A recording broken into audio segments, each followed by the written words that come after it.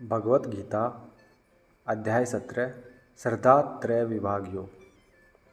साथियों, 14वें अध्याय में श्री कृष्ण ने प्राकृतिक शक्ति के तीनों गुणों की व्याख्या की थी और यह भी समझाया था कि किस प्रकार से ये मनुष्यों पर प्रभाव डालते हैं। इस 17वें अध्याय में श्री कृष्ण विस्तार पूर्वक गुणों के प्रभाव के संबंध में बताते हैं।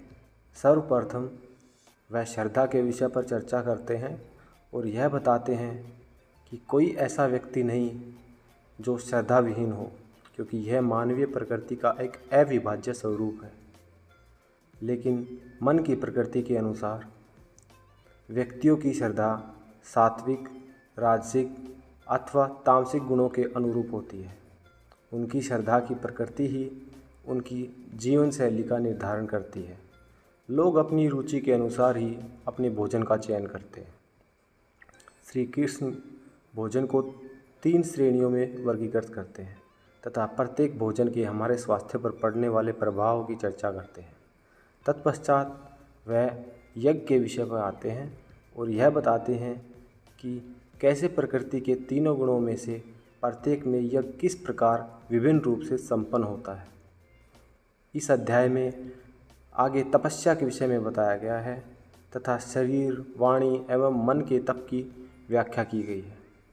तपस्याओं की श्रेणी में प्रत्येक तपस्या का स्वरूप सत्वगुण, रजोगुण, तमोगुण के प्रभाव के कारण भिन्न होता है। तत्पश्चात दान पर चर्चा की गई है तथा इसके 3 विभागों का वर्णन किया गया है। अंततः श्री कृष्ण 3 गुणों से भी आगे बढ़ते हैं तथा ओम तत्सत शब्दों की प्रासंगिकता तथा अर्थ के विषय पर प्रकाश डालते हैं। श्लोक 1।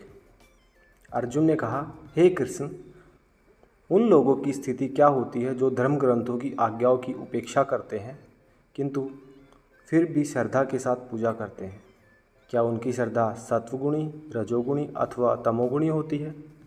पुरुषोत्तम भगवान ने कहा, प्रत्येक प्राणी स्वाभाविक रूप से श्रद्धा के साथ जन्म लेता है, जो सात्विक, राजसिक अथवा तामसिक 3 प्रकार की हो सकती है। अब इस संबंध में मुझसे सुनो। सभी मनुष्यों की श्रद्धा उनके मन की प्रकृति के अनुरूप होती है। सभी लोगों में श्रद्धा होती है, चाहे उनकी श्रद्धि की प्रकृति कैसी भी हो, वह वैसी होती है जो वे वास्तव में है।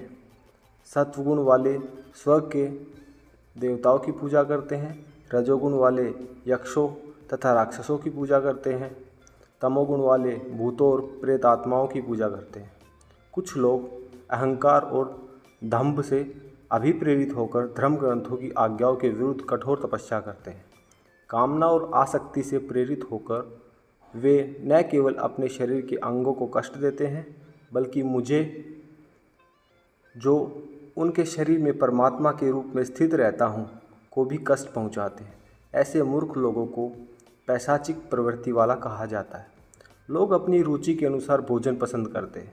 इसी प्रकार से उनकी ऐसी रुचि यज्ञ, तपस्या तथा दान के संबंध में भी सत्य है। अब मुझसे इनके भेदों के संबंध में सुनो।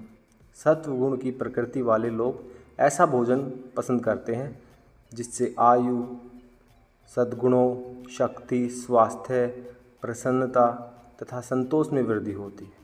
ऐसे खाद्य पदार्थ जैसे रसीले, सरस, पौष्टिक तथा प्राकृतिक रूप से स्वादिष्ट होते हैं।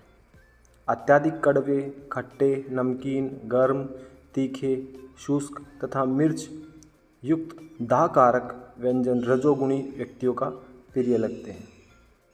ऐसे भोज्य पदार्थों के सेवन से पीड़ा, दुख तथा रोग उत्पन्न होते हैं। अधिक पके हुए, बासी, सड़े हुए, प्रदूषित, अशुद्ध प्रकार के भोजन तमोगुणी व्यक्तियों के प्रिय भोजन है। धर्मशास्त्रों की आज्ञाओं के अनुसार पारितोषिक की अपेक्षा किए बिना मन की दृढ़ता के साथ कर्तव्य समझते हुए किया गया यज्ञ सत्वगुणी प्रकृति का है। हे श्रेष्ठ भरतवंशी, जो यज्ञ भौतिक लाभ अथवा आडंबरपूर्ण उद्देश्य के साथ किया जाता है, उसे रजोगुणी श्रेणी का यज्ञ समझो। श्रद्धा विहीन होकर तथा धर्म ग्रंथों की आज्ञाओं के विपरीत किया गया यज्ञ, जिसमें भोजन अर्पित न किया गया हो, मंत्रोच्चारण न किए गए हों तथा दान न दिया गया हो, ऐसे यज्ञ की प्रकृति तमोगुणी होती है। परम पिता परमात्मा, ब्राह्मणों, आध्यात्मिक गुरु, बुद्धिमान तथा श्रेष्ठ संत जनों की पूजा यदि पवित्रता, सादगी, ब्रह्मचर्य तथा अहिंसा के पालन के साथ की जाती है तब इसे शरीर की तपस्या कहा जाता है।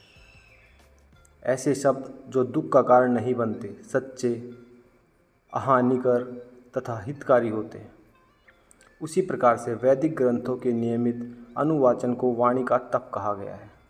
विचारों की शुद्धता, विनम्रता, मौन, आत्मनियंत्रण तथा उद्देश्य की निर्मलता, इन शब्दों मन के तप के रूप में घोषित किया गया है।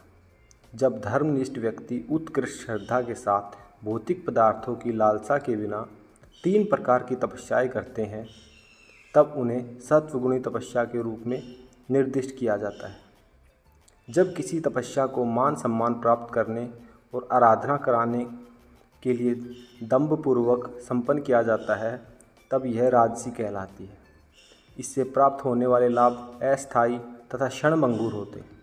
वह तप जो ऐसे व्यक्तियों द्वारा किया जाता है जो भ्रमित विचार बोलते हैं तथा जिसमें स्वयं को यातना देना तथा दूसरों का अनिष्ट करना सम्मिलित हो, उसे तमोगुणी कहा जाता है।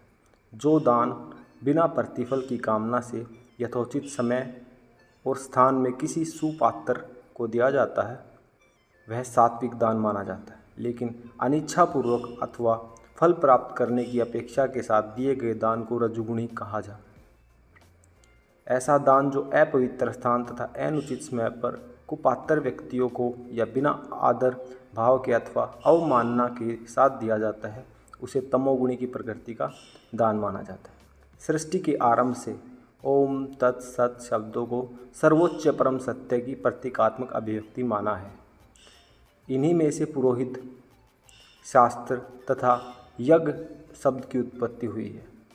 इसलिए यज्ञ कर्म करना, दान देना और तपस्या जैसे कार्यों का शुभारंभ वेदों के व्याख्याता वैदिक विधानों के निर्देशानुसार ओम का उच्चारण करते हुए हैं। ऐसे व्यक्ति जो किसी फल की कामना नहीं करते किंतु भौतिक उलझनों से मुक्त रहना चाहते हैं, वे तप, यज्ञ तथा दान जैसे कार्य करते समय तत् शब्द का उच्चारण करते हैं। सत शब्द का अर्थ शाश्वत और साधुता है। हे अर्जुन, इसका प्रयोग शुभ कर्मों को संपन्न करने के लिए किया जाता है।